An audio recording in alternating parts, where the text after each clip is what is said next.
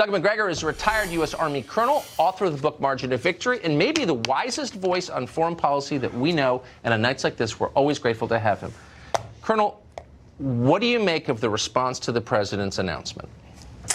Well, the swamp is clearly very disturbed because the president has done something that I have not witnessed in the last 30 years.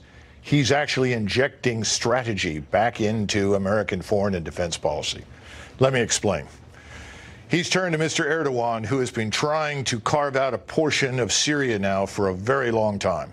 Remember, Mr. Erdogan is also partially responsible for standing up ISIS. Then ISIS turned out to be a Frankenstein's monster, and he decided it needed to be brought under control. Now he wants to resettle Sunni Arab refugees in northwestern Syria and create a kind of security zone for Turkish interests. But he's also simultaneously told Mr. Erdogan, you can do this, but now you are responsible for dealing with ISIS if ISIS rears its head. If it comes back, it's your problem. Now, this is a very important point. The president has shifted the burden of responsibility for something that is clearly regional, clearly goes back to Turkey, to Mr. Erdogan. At the same time, Russia has promised to maintain the territorial integrity of Syria, come what may.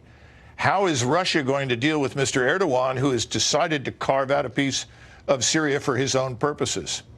And then we have Iran. Iran wants to maintain its connectivity to Lebanon and its Shiite allies in that country.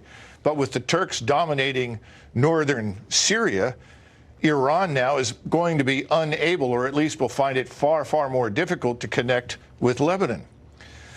The point is the president has checkmated all of the key players in the region in Syria.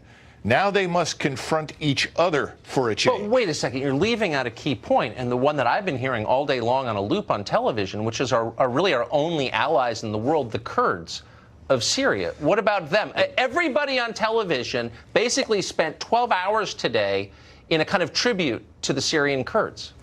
Before we arrived, the Maoist communist Kurds in northern Syria, who have a long history and a close relationship with Moscow as a result, were always interested in allying themselves with anyone that would further their cause when their cause involves independence for themselves in Syria and also attacks against the Turks, whom they regard as enemies. In our absence, the Kurds now have to make a decision. Do we make a peace with Damascus, which is what the Russians have told them to do, which is what we have privately told them to do, which is what the Syrian government would like them to do? Or did the Kurds decide to take on the Turks independently? I rather think that the Syrian Kurds will decide that it's probably in their interest to side with Damascus. So once we pull out, I think we'll see that happen. But here's something else.